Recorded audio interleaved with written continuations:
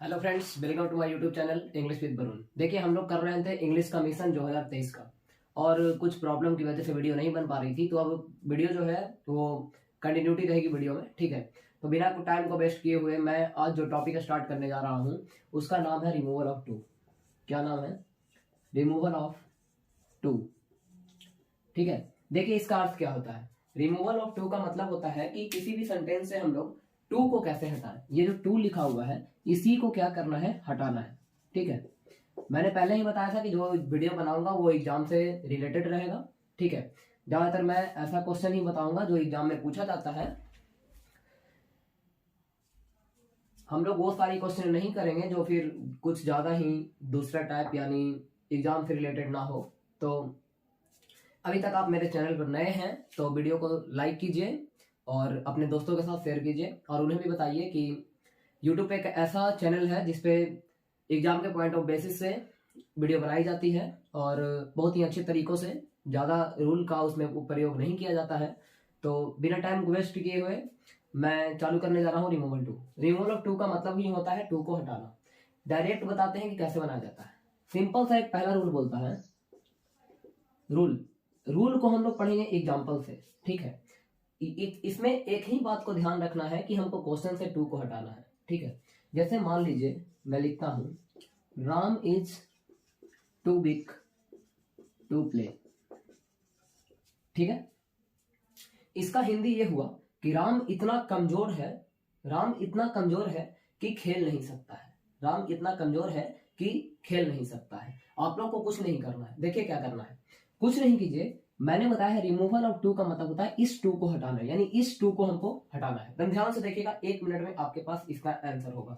देखिए, सबसे पहले क्या करना है कि टू के पहले जितना हो लिखा हुआ रहे पूरा पहले लिख दीजिए। तो टू के पहले लिखा हुआ है राम इज।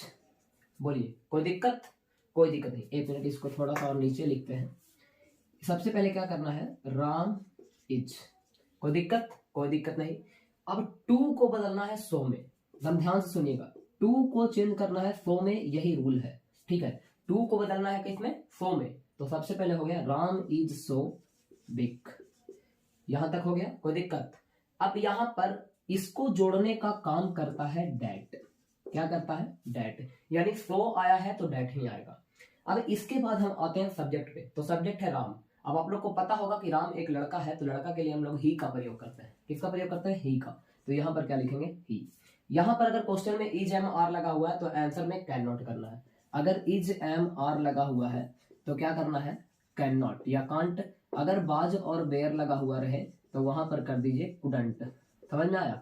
यही आप लोग को करना है, बाकी कुछ नहीं करना है। सबसे पहला रूल, टू के पहले पूरा उतार दीजिए। तो टू के पहले राम इज, टू को बदलना है किसमें? सो में। तो हो गया Ram is so big that. अब आइए सब्जेक्ट पे। तो राम एक लड़का है तो ही का प्रयोग करेंगे। तो ही कैन नॉट या कांट प्ले। यही इसका आंसर हुआ। समझ में आया? बहुत ही हल्का क्वेश्चन है, ठीक है। जैसे Sita is too fat to dance. Sita is too fat to dance, यानी सीता इतनी मोटी है कि डांस नहीं कर सकती है। सबसे पहला रूल बाबू कि टू के पहले जितना है पूरा उतार दीजिए। टू के पहले लिखा है सीता इज, इसमें कोई दिक्कत नहीं होनी चाहिए। टू को बदलना है किसमें? सो में। तो Sita is so fat that.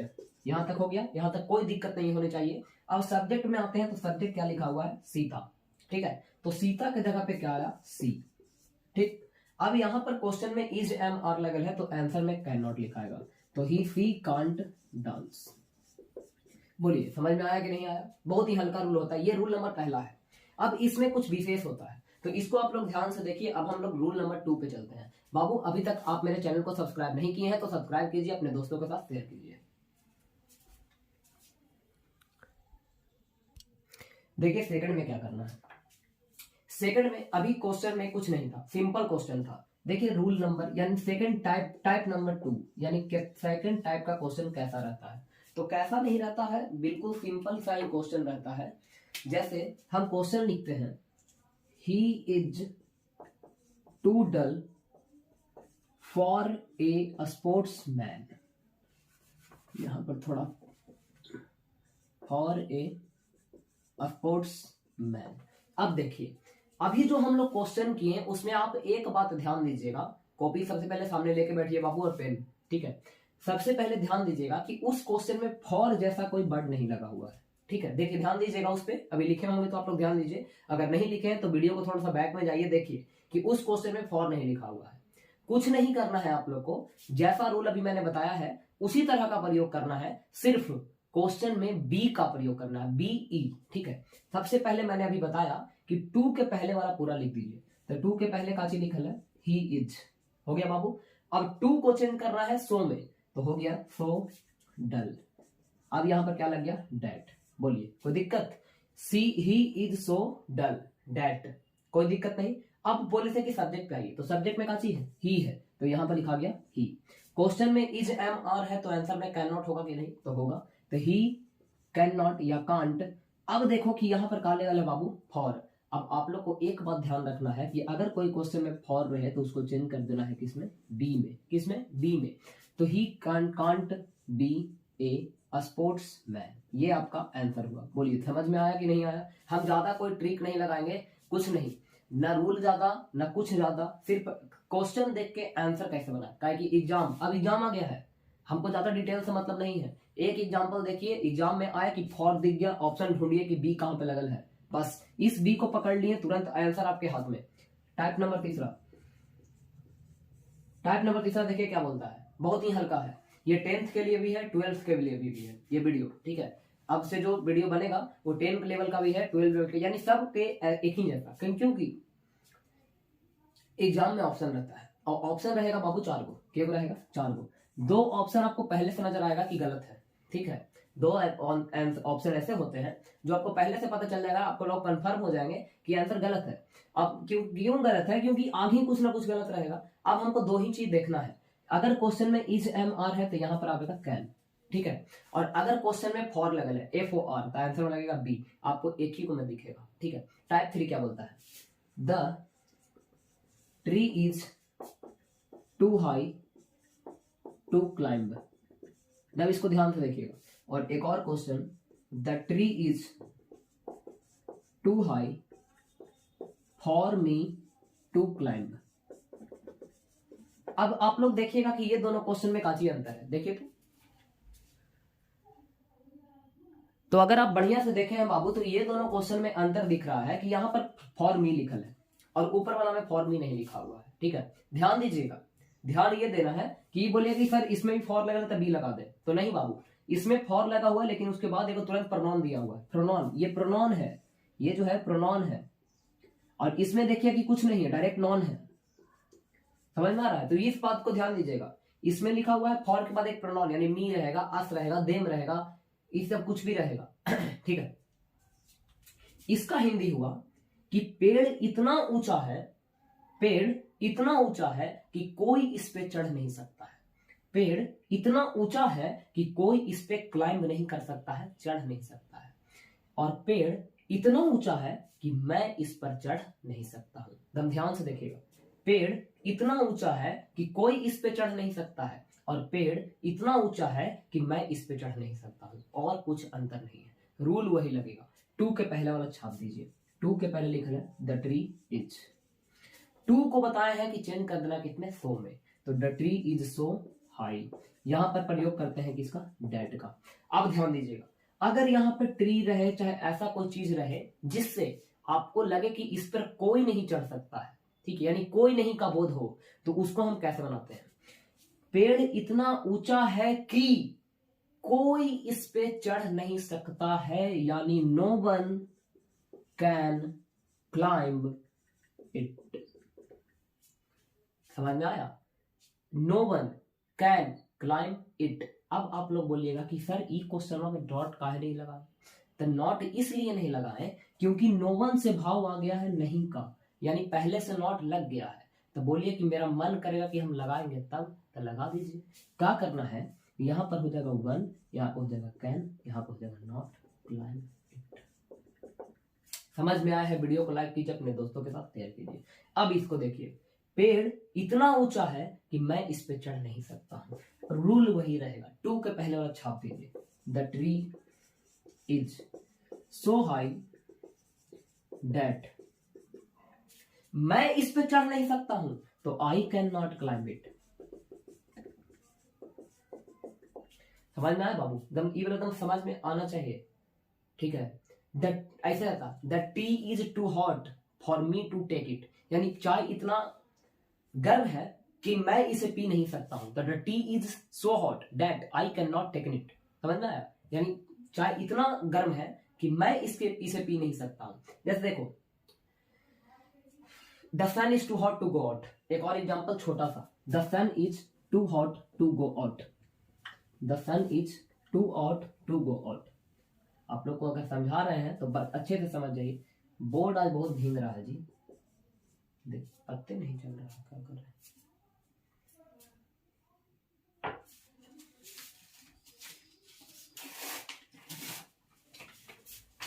आज बोर्ड इतना ज्यादा, बोर्ड इतना सरमाइका दूसरा लगाया पड़ेगा।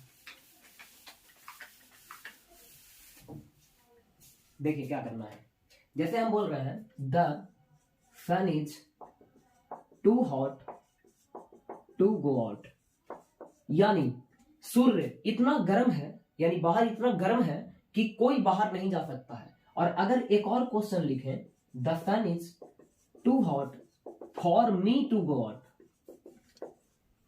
For me to go out. अब इसका हिंदी क्या हुआ कि सूर्य इतना गर्म है, यानी बाहर इतना गर्म है कि मैं बाहर नहीं जा सकता हूं। तब आंसर क्या होगा? The sun is so hot that no one can go out, या फिर the sun is so hot that one can not go out. होगा कि नहीं बाबू? जरूर होगा, एकदम ध्यान से थोड़ा देखिएगा। इसमें the sun is so hot that I can not go out, ठीक है। एक और रूल बच रहा है, मात्र रूल नंबर यानी टाइप नंबर 4 बिल्कुल बन रही है, मात्र 2 मिनट। देखिए टाइप नंबर 4 देन लास्ट, मात्र 2 मिनट। इसमें क्या करना है, ऐसा क्वेश्चन रहेगा, the tea is too hot, ठीक है। अब देखिए कि आपको क्वेश्चन देखने में क्या लग रहा होगा, आधा लग रहा होगा, क्योंकि सर बोलेगा कि सर अब इसमें आप आगे देवे नहीं किए तो कैसे बनाए, तो हमको इस टू को हटाना है। तो इस ऐसा जब अगर क्वेश्चन आता है तो इसमें हम टू की जगह पे 100 का प्रयोग नहीं करते हैं। देखिए क्या करते हैं, कुछ नहीं कीजिएगा, रूल वही चलेगा कि टू के पहले वाला छाप के। तो इसका आंसर हम ऐसा लिख सकते हैं, द टी इज, बोलिए। अब हमको टू को हटाना है, तो सबसे पहला बात, अगर कोई क्वेश्चन आपको देखने में शॉर्ट लगे, छोटा लगे, आधा लगे, तुरंत लास्ट वाला का कंपैरेटिव डिग्री चल जाइए। डिग्री 3 हो, positive, comparative, superlative, hot, hotter, hottest, ठीक है। तब यहां पर हॉटर होगा कि नहीं होगा, ठीक है। अब आप लोग को बहुत अच्छे से पता होगा, बाबू तबीयत खराब है इसी वजह से वीडियो नहीं बन रहा था। कंपैरेटिव डिग्री के बाद तुरंत देन का प्रयोग होता है, ऐसा मैंने बताया है, बहुत बार बताया है, भले ही याद ना हो, ठीक है। तो the tea is hotter then it is proper, the tea is hotter then it is proper, ये इसका आंसर हुआ। तो बोलेंगे सर इट इज प्रॉपर काहे लिखे? बाबू अगर कोई क्वेश्चन आधा लगे देन लगा के इट इज प्रॉपर लिख दो, कोई गलती नहीं करेगा। या फिर T is hotter then it should be, दो को लिखाता है, इट इज प्रॉपर और इट शुड बी, तो इट शुड बी से मतलब नहीं रखे। या फिर इसका आंसर हम ऐसा भी लिख सकते हैं, the tea is extremely hot, या the tea is very hot, कुछ भी लिख सकते हैं। लेकिन जो ये मैंने बताया ऊपर वाला, ये बेसिकली रूल है।